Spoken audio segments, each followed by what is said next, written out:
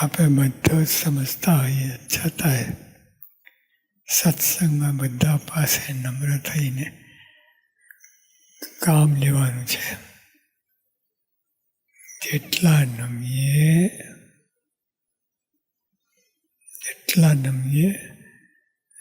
જેટલા નમીને ચાલશું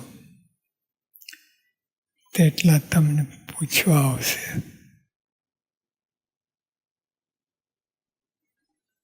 દોરમાં આવીએ કોણ પાસે આવે, આપણે ન જઈએ તો બીજા ક્યાંથી આવે.